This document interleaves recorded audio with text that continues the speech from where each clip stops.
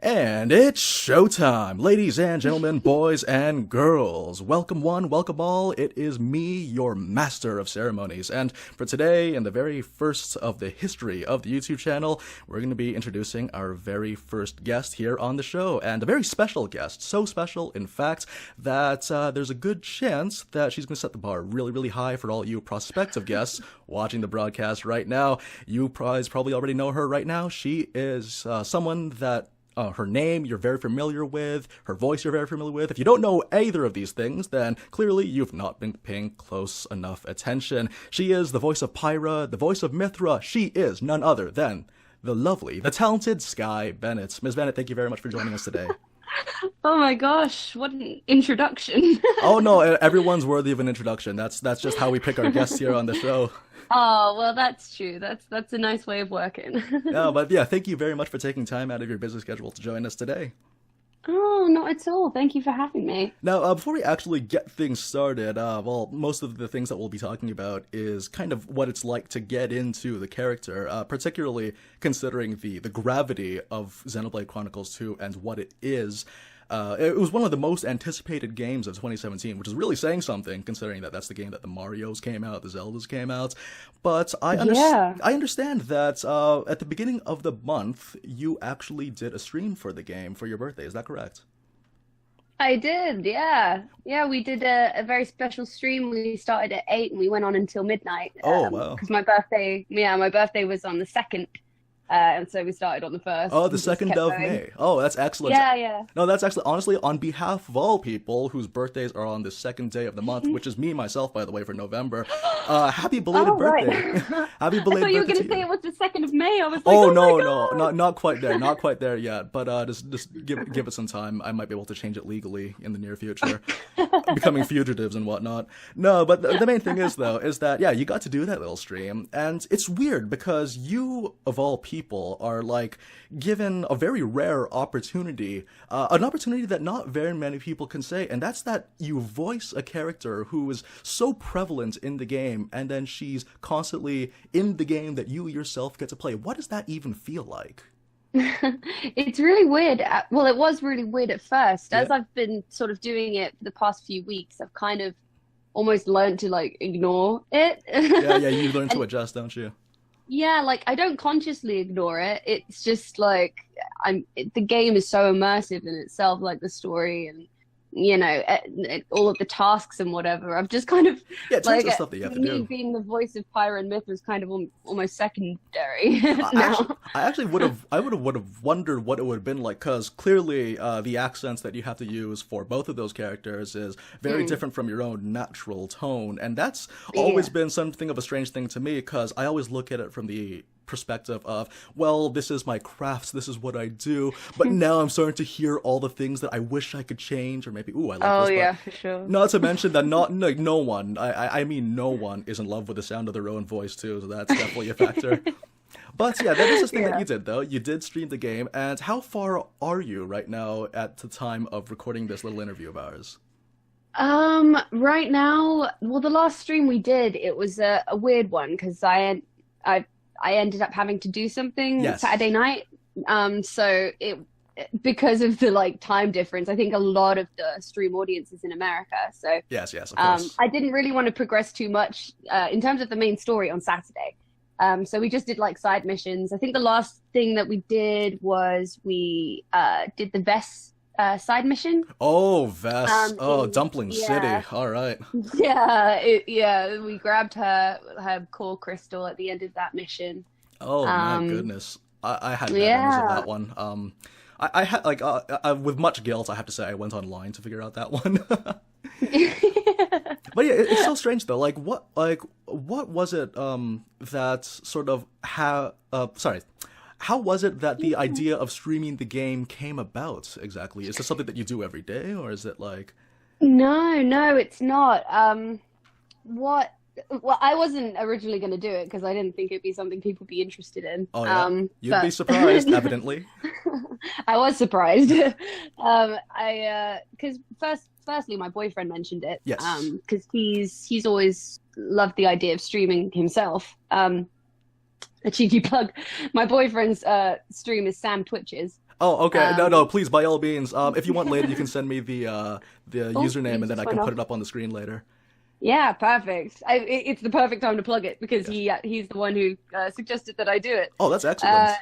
Yeah, and I didn't actually take his suggestion seriously at first because I was like, it'd be nice, but whatever. I don't think it'd be a big deal. Yes. And then people on Twitter started saying it, and then my friend Alejandro started saying it, who's also got a Twitch.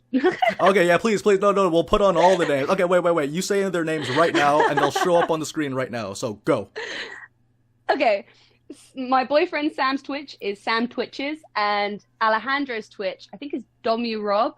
Okay. Domrub. Oh, well, we'll clarify that in post. Don't worry about it. But yes, shout outs to those guys for giving the gifts of Pyra to the internet at large. Thank you. Like, genuinely, it's down to them that there is even a stream, because I wouldn't have done it had they not really suggested it. And also, especially Alejandro, helped me set up, like, the technical stuff. Like, oh no, that's hell. I say that as a streamer myself. That's hell. Yeah, all right. I was watching it, and it was like I had no idea what he was doing. Yeah, I was so out of my comfort zone. Like, for a millennial, I am absolutely horrible at technology. Well, I say this myself, like, nothing comes easy, and this is exactly what happens in mine. I say this from one streamer to another. You probably had better.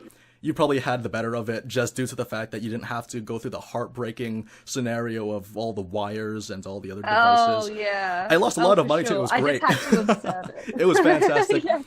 Anyways, so yeah, you got to do that. And how many viewers did you have on your very first stream from May 1st to 2nd? Yeah. Oh, God. I think we were averaging about 700. Oh, yeah. my. Okay. Yeah. See, this is where my courteous, calm demeanor starts to fade away and gives way to ugly jealousy, because that is crazy. That is absolutely crazy. For me, okay. I mean, we haven't had a stream like that since. Yes, and but it's kind of what I expected. Well, I expected the first stream to be insane, and then I've kind of guessed that it would taper off after a while. But yeah, we averaged a ridiculous amount of viewership. Well, what would the average be these days then? Well, the other day, I mean, it was a weird time, but there were only about 100 people in the chat when I glanced up. You're dead to me. All right, I'm jealous now. No, it's funny because, yeah, like, again, like, for me, that was similar experience happens. I actually do stream Xenoblade myself, to a much different degree, obviously, but I think on average, yeah, it'd be like 100, 150 at a time, but 700 is pretty sweet, I will say myself. Yeah, it was pretty crazy. Oh, man. Oh, and also, by the way, I just wanted to also mention the fact that quite recently, I want to extend my congratulations for you getting the Twitch partnership. Is that correct? Oh, thank you very much. No, it's really nice. I was just doing that now because I want to get it set up by tomorrow morning. Hey, working your way up in the internet world. That's great. It's all happening very fast. I can't really keep up. No, honestly, it's this is the kind of things that you would expect. Sometimes it's slow, other times it just skyrockets and you had no idea how that happens, but when it does, it's quite nice. It's quite nice. All right, so let's just go ahead and begin things, getting into you. Skye Bennett, the lady behind the voice. Now, for you, how long have you been in the performing arts today? A while. I started when I was a little kid with acting. I did like a Saturday school thing, which was just like a dance class with a little drama class. No, don't sell yourself short. Some people would kill to get into dance class. Yeah, I mean, it was pretty cool. Yeah, I really enjoyed it. And they had an agency attached that I signed up for. And just after a while, like, I just got sort of put on the audition circuit and I started getting work, and it just became, the new dream. I really enjoyed acting. I still do. Of course. Yeah, I love it. I never want to not do it. But I've recently become, what I've really wanted to do is write. I'm more of a storyteller. Oh yes. Okay, we are two birds of a pod, my friends. Oh really? Oh yeah, that's great. Honestly, that's great. Oh yeah. Well, that's kind of what I'm getting into now. Sort of writing for other people and writing myself into stuff. Absolutely. Yeah. I'm just I'm kind of sticking my phrase. I'm sticking my thumbs in many pies. I think that's a Christmas story, isn't it? I don't know. Is it? I'm pretty sure. I don't know. I think I'll look it up, and if Maybe it's an English thing. well, yeah, I know, but the English, well, they speak English, but the meanings, well, but I do understand though. I've actually had a look at your agency's page on you, actually, and you actually have a cool. very varied resume under your belt over here. So we got yourselves in stage, film, television. It's pretty impressive stuff, all things considered. But one thing really stood out to me. If you want, you can please just verify this for me. But apparently, you made a appearance on the Doctor Who spin-off series Torchwood. Is that correct? It is correct. That is correct. Okay, that is quite interesting. Honestly, that's one of those things where, again, those of us that are North America would totally give their left nostril to be in the same set as John Barrowman, as it were. But we have those moments, so that's really interesting that you actually got to be in that too. Yeah, it was really like my role I was in 2 episodes. 2 episodes, and my character was pretty mysterious. Like, she never really got an explanation. Okay. That sounds like Torchwood. Yeah, I know, right? I was a little kid, and the first episode, I am like this fortune teller kid that John Barrowman, Captain is Jack, isn't it? Yes, Captain Jack Harkness. Jack Harkness meets in like a really divey nightclub, just like this little 12-year-old child, completely unexplainably. And then in the next episode, he's like been sent back in time, and we find the same little girl in a pub in like the 16th or 17th century or whenever it was supposed to be. Yes. And they have a similar exchange. She like tells his fortune, and then you never see her again. No, you do see her again. You see her again as Pyra. But that's one of the things, though, is that like it's really cool to see how like you've been able to go through these things. Again, you mentioned the audition circuits, but this would then be your very first forays into voice acting. Is that correct? Yeah, that's right. Well, I mean, voice acting for a video game. Oh, yeah. So, wait, so you've been in animation then, or? No. I just like in terms of like voice acting, like I've done sort of like bit commercial stuff. Okay. So, yeah. Yeah, for a video game, like the first sort of proper job in voice acting for sure. Yeah. Oh man, and yeah, way to hit the ground running. I'm always telling you this. Goodness, you just can't get away. One of the funny things about this though is that, well, I don't have to tell you this, but I might as well tell to the viewers right now that the whole act of voice acting, the process in a video game is worlds different than even animation or the little bits that you mentioned. And yeah, for sure. There's a bunch of things that really have to that you really have to adapt to, and obviously we'll get into that later. But for the role of Pyra, how did this role enter your life? It was another audition. I was sent out by my then new voiceover agent. Yes. I just got a time and a place and some sides, and I went there and I did the scenes. I went for a couple of characters. Oh yeah, which ones? Do you remember? I can't for the life of me remember. I want to say I'm pretty sure Pandoria was one of them. Oh, that would be pretty nice. I want to say Petroka, but I'm not sure. Okay, that's right. And I feel like another rare blade, but I'm not. I can't.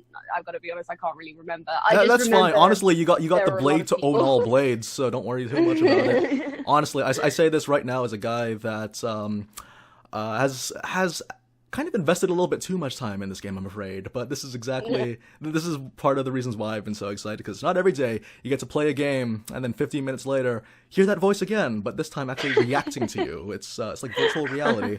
Now, when you actually had to take this role, and it's very different, but like, could you recall, maybe you might not be able to, but would you be able to recall the things that were going through your head on that very first recording session? Was it just like business as usual, or how was that? Yeah, well, I mean, I at the time I didn't really know what to expect. Oh yeah? I'd been sent the script in the email, and I'd had to look through. Like the entire thing, or just a couple of pages, or? Yeah, not the entire thing. I think it was, yeah, that would have been insane. No, it was a lot of I think it was the stuff that Pyra and Mythra were involved in. Okay. But again, like my memory goes foggy. But That's all right.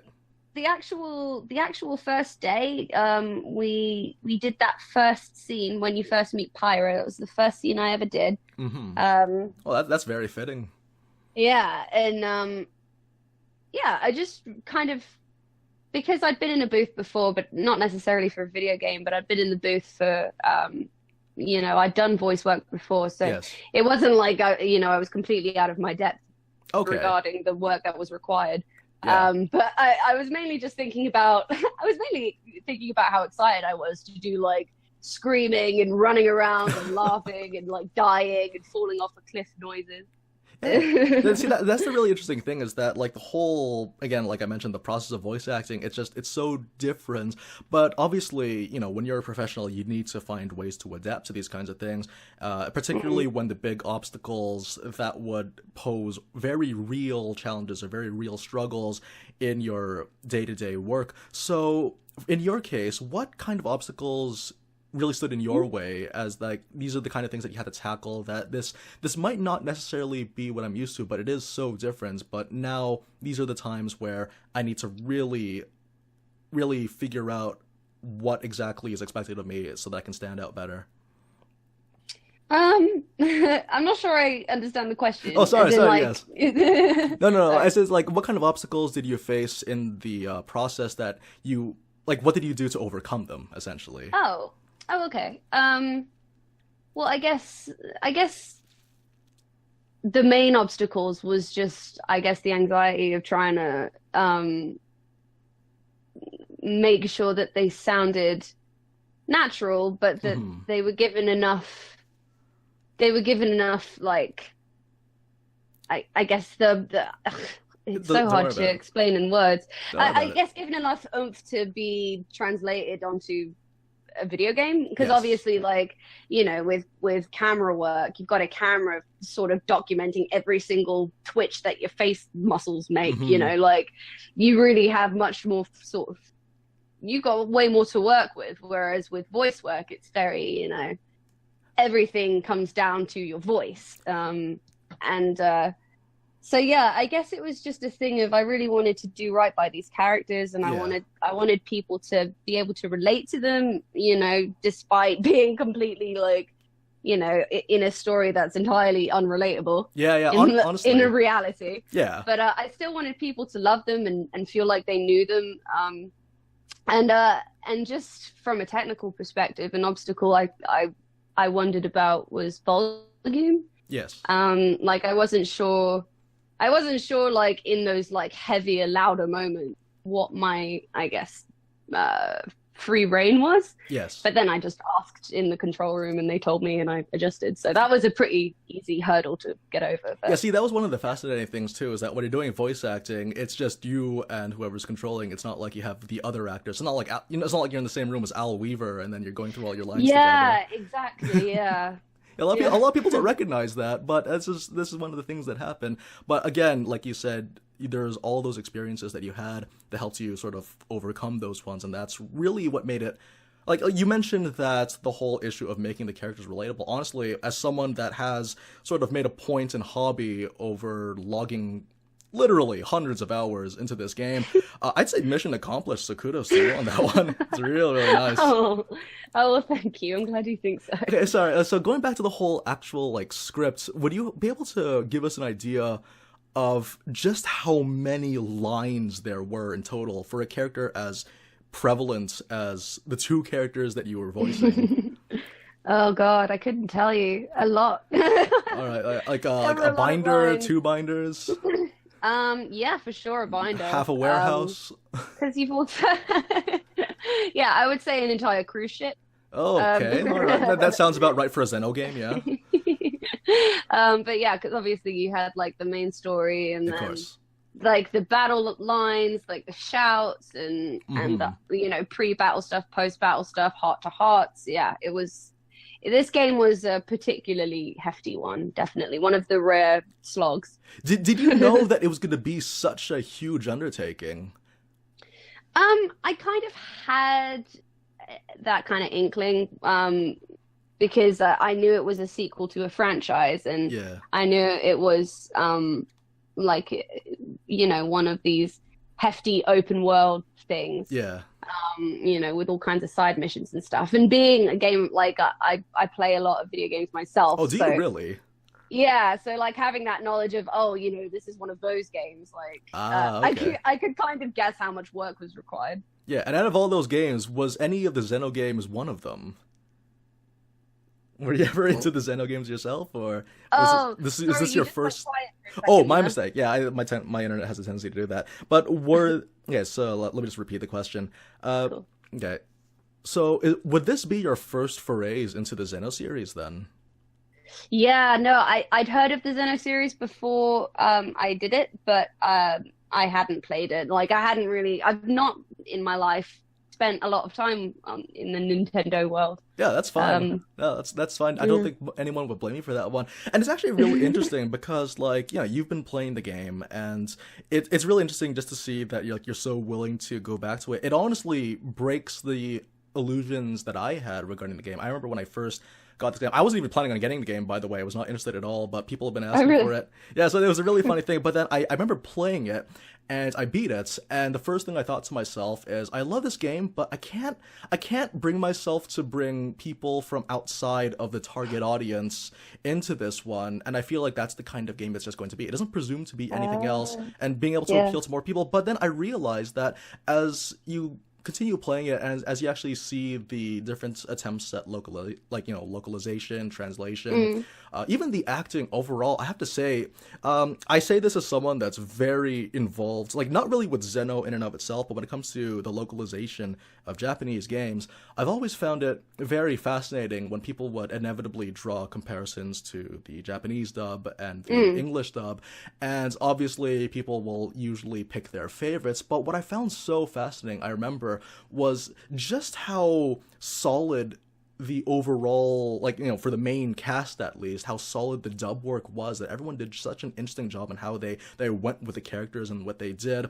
And this is not me trying to inflate your ego or anything, but your take on Pyra especially, I remember how surprised I was. I was extremely pleasantly surprised by just how down to earth she seemed. Part of the reason why I found her like that is, like, most people, they judge things based on appearances. So when you see the appearances of the protagonist and the girl protagonist, you automatically have your own inclinations of who they are and what they're going to sound like, how they're going to act. Pyra was none of the things, and that's what really makes it cool, because here's the thing.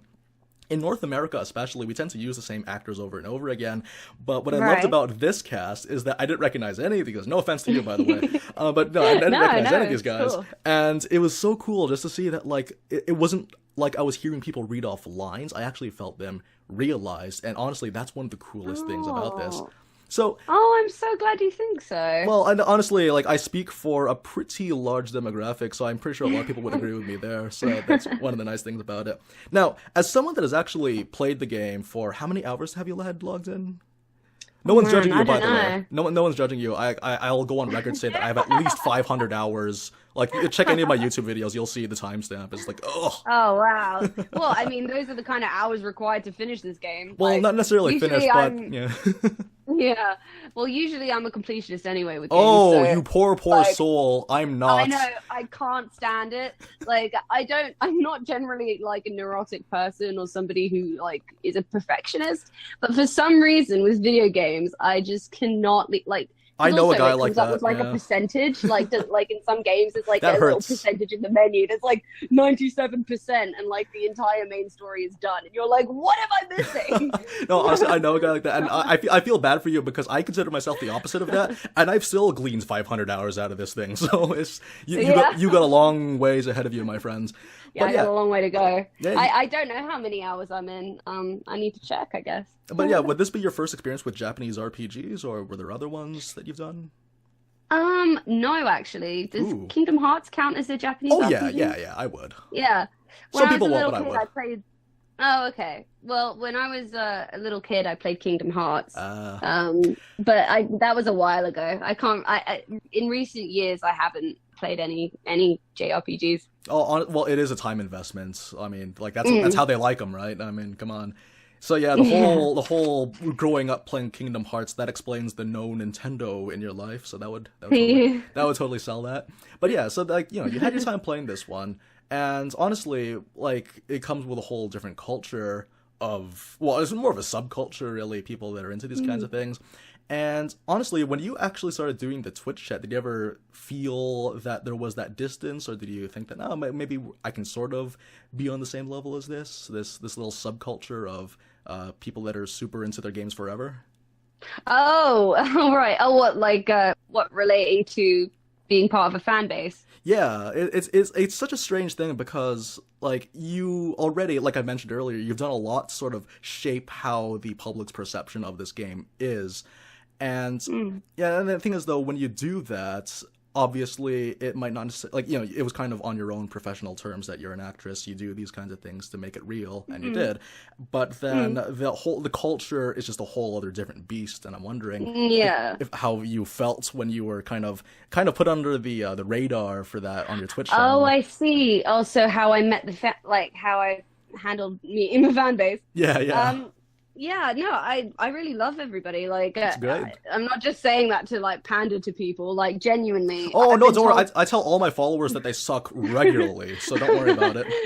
Oh, well, I'm gonna do the opposite. I'm gonna tell them all I love them because, like, genuinely, I'm not really regular on Twitch, or at least before this, I wasn't. Oh yeah. And Alejandro and Sam have told me that our Twitch chat is like one of the nicest, coolest. Like, that's Twitch great. That's awesome to hear. Because people are just there to have a good time. Yes, like, of course. They're helping me through the game if I get stuck, which is often. No, honestly, no. Again, no one's blamed for you. For me, again, I consider myself something of a guide master in this game, and I still get lost. So yeah, we'll blame the game designers for that one, not you. But yeah, and they're super helpful, and they're really funny. Like the memes that come out of the chat are just golden.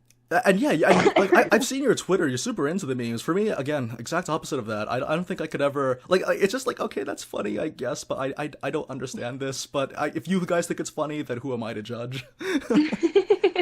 Yeah, I know, right? Well, I'm a big fan of memes. I always have been. Oh man. And I mean, there are some I don't understand. I think mostly because I didn't play the first game, and just some people make their memes so like obscure and personal. Yeah. Like, I just can't relate. But there are some that I'm creasing up about for ages. sorry. Let me just say something to the audience right now. Big fan of you guys that are fans of Xenoblade 1, but man, I've not played it. And feel free to make all the jokes you want, but I can't react. I don't get it. I don't get it, but it makes you laugh, so it'll make me laugh, and that's I'm happy. That's great. I'm happy you're happy. Terrific.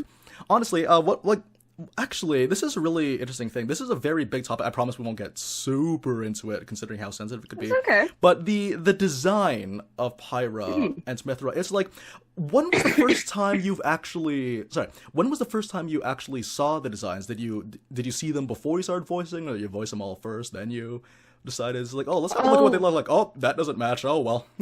How did that go down? I wasn't surprised, to be honest, when I saw what her design was. Oh, yeah. I know what, the culture is like. But honestly, I think she's adorable, to be honest. I mean, me personally. Think she's super cute, yeah. So cute.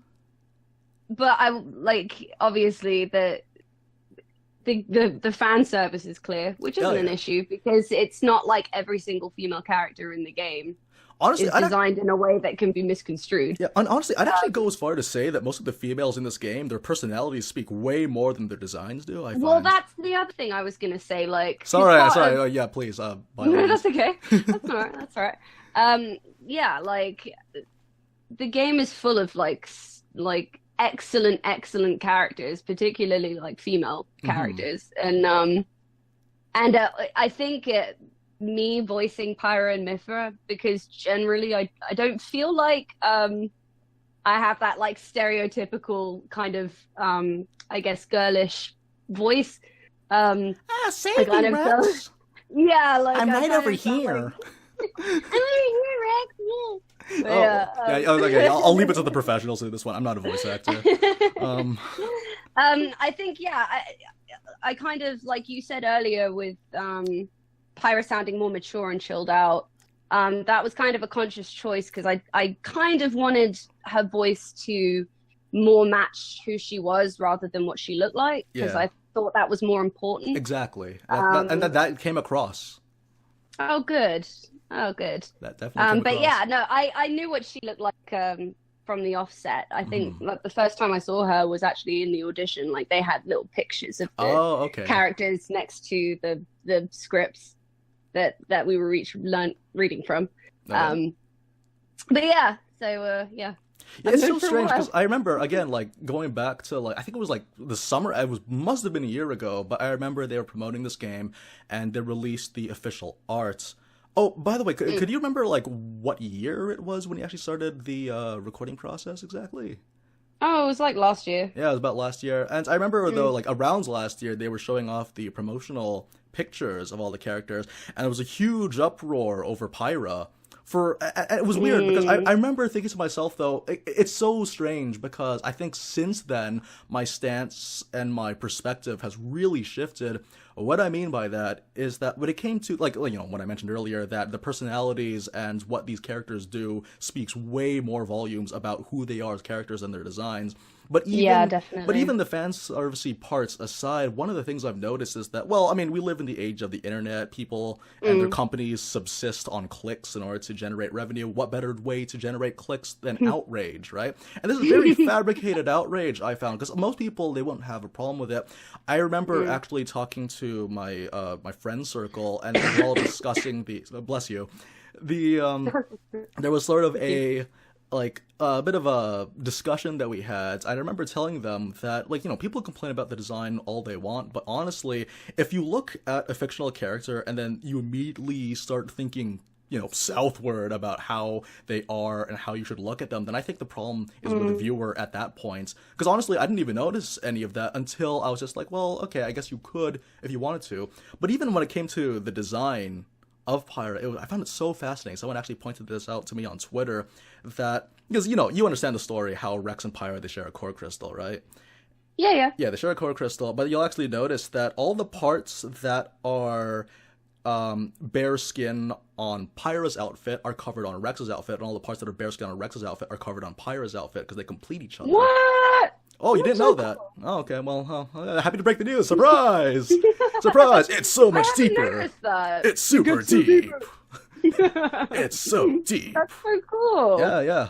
And that was one of the things, though, is that, like, you wouldn't have known that if immediately you looked at the picture and it's like, oh, it's so gross that they made her look like she has two blimps on her chest. It's just like, like, that kind of speaks to you as a person more than anything. I personally, obviously, people will have their stances, sure, Mm. but, like, that's kind of where I was I coming from think with it it. mainly, I think what the outrage has stemmed from is one person's outrage told to um, 100 other people who have Yeah, just hopped on the wagon. But with that in mind, I don't think that it's necessarily, pointless outrage because oh, yeah, oh. it does, that her design does cater to a societal flaw. It just does. Yeah, particular However, demographics. yeah, however, people aren't really taking it. People who are just outraged with her design, I don't think necessarily know the full context of the game, or at least I That don't too. think they could, because then I feel like, if you get outraged with the developers for designing a character, then you need to think about, well, what are the developers like? Well, they must be completely cool because look at Morag, look at Nia, look at the personalities they've carved out for Pyra and Mythra. Hmm. They're fully realized, really strong, really cool characters. So I feel like her design is just her design. It's just the way she looks. I Yeah, don't think it's got, if it does have any kind of, ulterior motive, to be honest, I don't blame them for it because yeah. that's just another way to draw a crowd. You know what I mean? Yeah, So, that's what I was saying too. like, Like, yeah, if every single character in the game was designed in a way to, pander to a particular demographic that mhm, isn't, it doesn't really favor women much, yeah. then I feel like that would be a problem. But the fact that most every character in that game is designed in a way that reflects who they are, I think I don't really see a problem Yeah, at all. and honestly, the way that I've always seen it, like the thing about Outrage is that it's again clicks, and not to mention it's like free PR essentially for the people. That's like, oh, look at everyone drawing attention to our game now, and it's just one of those things where like people will have a stance. Honestly, personally, my own personal stance is just two appropriate reactions. One reaction is haha, that's so cute but so stupid, and other people is roll their eyes, but that's kind of stupid. But like, it's just you live with it, and we have for the past 5 months, and so far no society has been overturned as a result of Pyra's thighs. So let's go ahead and say that right now. So we can all feel great about it. Oh yeah, no, honestly, even from an artistic perspective, I remember just how blown away I was just by how detailed it was. Because usually with the anime art style, you tend to kind of, it's a cartoon, obviously, but the way they actually went above and beyond with the anatomy, particularly, like, oh man, like it was very. I guess part of why I liked it so much, I think the main appeal was for calling back to when I wanted to be an artist and thinking all these little details, and that's what made each of these characters stand out. Each unique blade, every rare blade, for example, that you've actually been acquainted with, as like they all have something about them, and they draw on from different artists. And this is kind of what the game is, though. It's a bunch of different artists from Japan, whether they were in different games or comics or anything like that. They all came together to be part of this game, and that's really, really valuable to me. So, you actually mentioned some of the rare blades. How many rare blades do you have right now? Speaking from one gamer to another. I have quite a few. I've had some freakish luck picking them up. Oh, yeah. You will automatically be the envy of half the universe at that point. Although I haven't picked up Cosmos, who is somebody who people rave about in the chat. So I'm very excited Cosmos, to find her. Oh boy. Okay, yeah, Cosmos is quite a treat. Actually, yeah, a lot of people will talk about that one. And honestly, it was one of my favorite build videos to make, actually, now that I think about it. She's alright. She's pretty good. Would you happen to have a favorite one, though? A personal favorite of all the rares? If you want, you can narrow it down to your top 3 if you can. I really love Wulfric. I think he's such a sweetheart. I recently did that heart to heart. I think it was in not Gormont. Letheria? The village where Rex grew up. Yeah, Fonset, that was it. Yeah, we recently did the heart to heart with Wulfric in Fonset Village. Oh, it's great, right? It was so cute. Yeah, that's one of the other things too. You base things on appearances, but then they'll surprise you if you actually get in depth talking about this guy. If you get to know them. If you get to know them, yeah. Okay, this is more of a personal question and not really anything professional. Have you ever gotten Cassandra? Yes. Oh. Wait. Have I? Have you? Wait. Dark Element Shield Hammer. No. Maybe I've just heard of her. No? I don't think I've got her. Okay, no. Okay. Ms. Bennett, you have to listen very, very closely to me. I mean, this is from one have professional I got a what, to another. You need you to listen very, very closely to me regarding Cassandra. Okay. All right? So, what you need to do is you need to go to the informant in Alba Kavanish, and then you will purchase anything to do with a missing driver. Then you're going to go to the Chansog Waste, go to the salvaging point, and you stay there for a couple of hours until a big scary monster comes out. You kill that monster, he's going to drop a core crystal, crack that open on Morag, and then you will have my favorite girl. Love Cassandra so much. She's absolutely fantastic. She's a shield hammer, awesome stuff. But yeah, it's really, really nice. Now, earlier though, going back to the real stuff now, let's not talk about my fanboying over these girls anymore.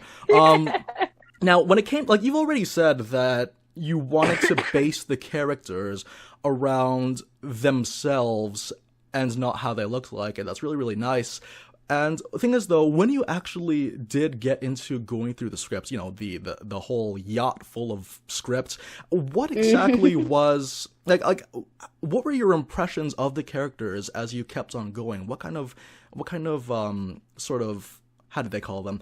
What kind of inspirations did you draw from in order to realize your impressions of them? I guess, well, with Pyra and Mythra, just because it was my first job, I was kind of feeling my way.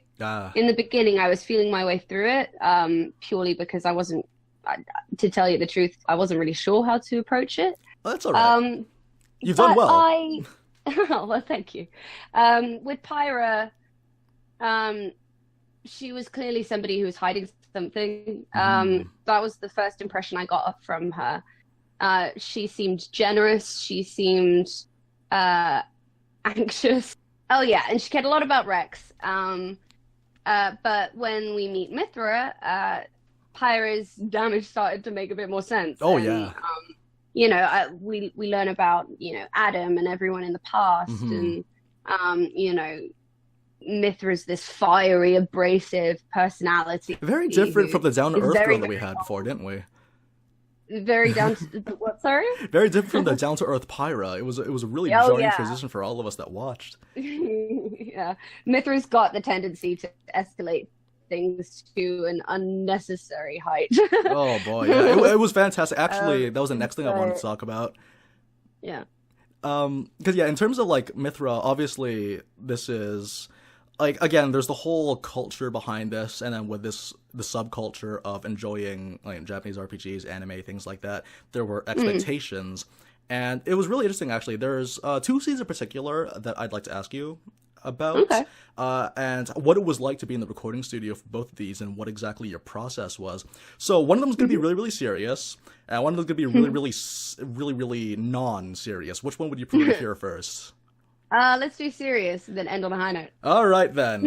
I'll make you regret this. Okay, so... No, really. All right, so the thing about this one, though, is that this was a particular scene where essentially Mythra Pyra was expressing her not anymore... Like, so she was no longer having the desire to live on, essentially. She said that the world would be much better off if she were dead, because the world would be destroyed with her around. Why risk that by having me around? Just get rid of me, everyone's gonna be happy for it. What was it like to have to say those kinds of lines? Was it something that you were used to, or were you afraid that you might not be able to reach that same expectation, or what was that? Well, this whole the topic of I guess not worthlessness, but feeling like the world would be better off without you. Your own sense of self-worth. Yeah, like I said, I guess a sense of self-worth. Mm-hmm. I've not necessarily ever been in that headspace, but I've been somewhere close. Oh yes. Like I've never wanted to die, but wow. it's stuff that it is stuff that has gone. It's in a realm that I've been before, so it wasn't necessarily it wasn't something that I was nervous to say or film. Well, I wasn't filming, to record. Yeah. But it wasn't something that was impossible for me to access. Did you have any idea just how impactful it was for the overall narrative? Yeah, for sure. It was I mean, a huge discussion point for a lot of people, as I recall. Yeah, well, she's the second protagonist. She's Rex's right-hand girl. So, it's heartbreaking to hear that she doesn't feel like she should be on the planet anymore. Especially, having that conversation with Rex's aunt. Oh yeah. After, seeing Fawcett Village and being at the gravesite of his parents, that whole exchange was very emotional. So, yeah, I can imagine it being a very big topic of discussion. But no, I wasn't necessarily nervous to do. I wasn't nervous to do the scene. Yes. That's good. But I also, I wasn't like, oh God, how am I going to do this scene? Because yeah. All right, no, that's good. No, honestly, because Is there an answer in there somewhere? No, there is definitely an answer. It's more like you took on this thing. You might not necessarily. Well, this goes back to the whole there were obstacles or there are tasks that are ahead of you. But then being a professional in your craft, you got to learn how to get the thing done, and that's exactly what we had here. That's why I found it so fascinating, though, is that because usually again these things to be very hot and heavy kind of things where it's like this character clearly does not want to live on, and it was a big topic of discussion for some people that I know. And it was just really, really nice to see that you were able to, again, make that happen without feeling like you were trying to ham it up. So it's like, why are you not crying? You need to cry now. It's one of those things. It didn't feel forced at all. It was very nice. Okay. Oh, good. All right, so I hate to tear you away from this really sad thing. I guess we'll go to the more lighthearted one. Now I understand that you've played past this part in your playthrough.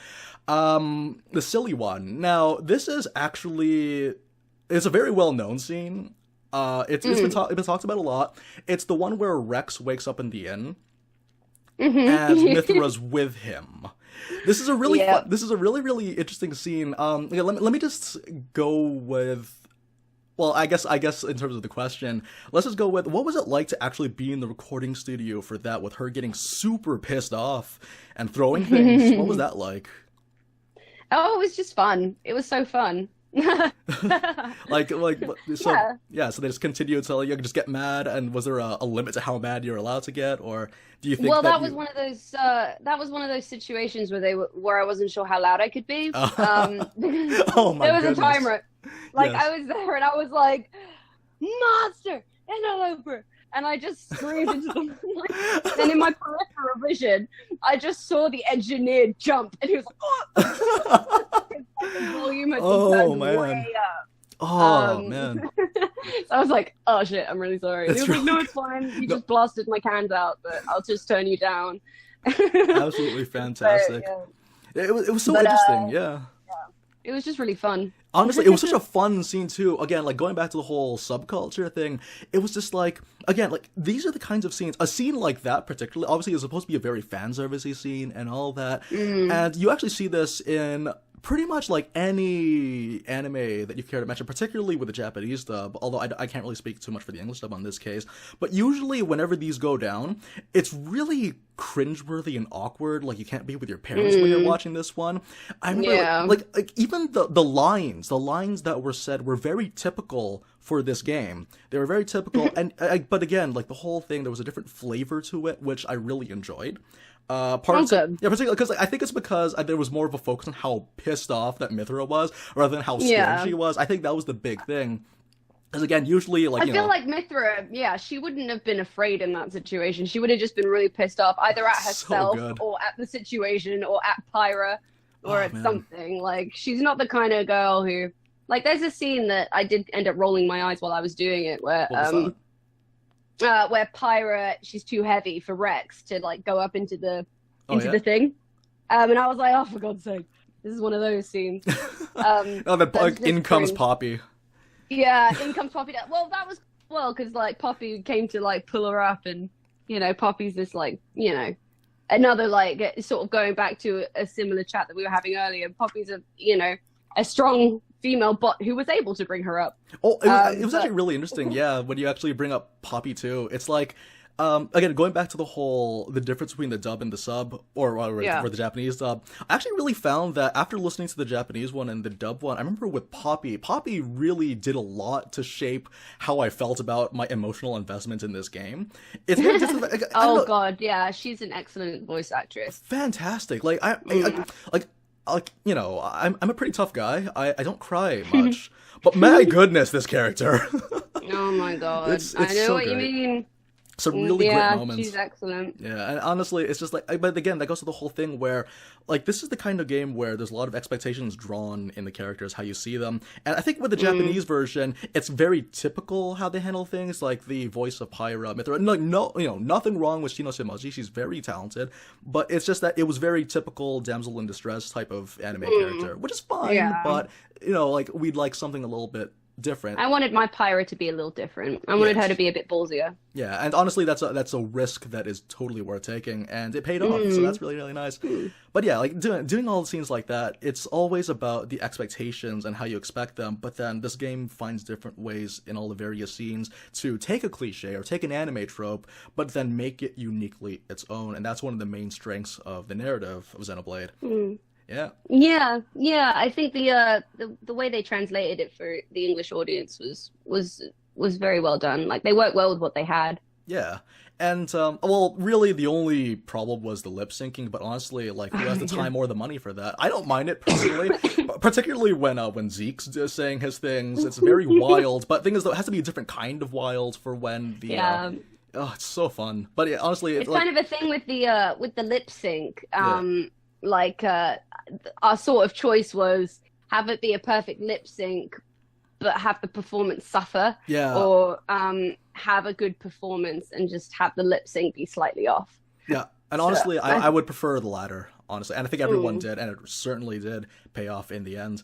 All right, so yeah, I think that's about all the time that we have for today. Thank you very much for joining. But before we before we cap things off, there's actually one last thing I'd like to ask you, in particular. Oh, yeah. It's for you, speaking as at this point you are an artist, someone that is part of the performing arts, and not ever since this role, obviously, but it has increased exponentially, but being constantly under the public eye, and where we live in the world of the internet, where it's really easy for anyone to give any form of criticism, or even whether it's due criticism or undue criticism, it's really, really difficult for people to maintain composure. Now, obviously, not everyone's like me, where we can have a thick skin and be like, oh, well, okay, I grant that, but let me just do my thing, and we'll see how well we do it. But not everyone has that, and I know that of all the people that are watching right now, they actually have a tendency to be very impressive artists in their own right. Not necessarily as performers, although maybe some of them have that gift. Some people are cut out to be singers, some of them are illustrators, but they all feel that scrutiny that comes with being in the age of the internet. And it's just so tough because they want to overcome that. They really genuinely want to overcome the anxiety, and they want to better themselves. But of course, they become anxious, they become shy, and they just genuinely want to overcome that. And you've been in the showbiz for quite some time now. And so my question to you is, what advice would you give to those people? Oh, wow. Yeah, sorry to hit with the hot and heavy right at the end, but no, that's a really good question. Because you're absolutely right. We do live in a society now where everybody has a voice, and an online voice, and everybody has an opinion, and everyone is free to put it out there in the stratosphere, and whether it's sort of venomous or whether it's full of love. So yes. It's important, I think, to kind of something that has always helped me is I kind of live with this mentality of offense is given, but you don't have to take it. Absolutely. And if you, it does take some work, because it is difficult to just flip that switch in your brain of an opinion of me doesn't matter because I know what my worth is. Yes. That is way easier said than done. Absolutely. But it is a case of really working on yourself and working on your opinion of yourself, and making sure that it is airtight. No one can get in there and sort of squash your spirit. Yes. If it's important to be receptive of criticism if if you are do it, but criticism in a way that is constructive, and so you can receive it in a way that is constructive. Whereas if people are just hurling hate at you, that's just hate. You don't have to take that. You shouldn't have to take that. But it's about having that balance between being open-minded enough to know that you can and maybe sometimes should take on changes, but also having that self-worth enough to know that my core is strong. Xenoblade. Good reference. One. It was so good that I almost missed it. Have a strong core and know that what you are is worth it. You're worth change, and you're worth love. And to be honest, no one's opinion really matters except your own opinion of yourself. Exactly.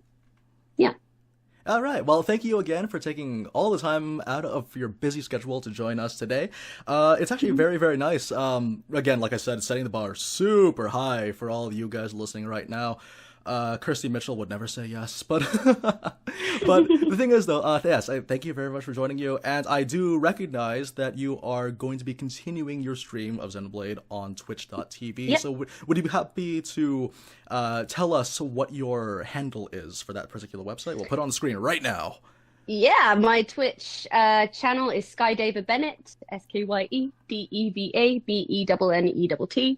I stream every Tuesdays, Thursdays, and Saturdays at 8 p.m. London time. And if I have to change the schedule, I'll be posting that on my Twitter, updating people regularly on the same username. Same username for your Twitter. And if people miss the Twitch streams, can they access that on the YouTube channel? Yeah. Oh, yeah. Again, same username.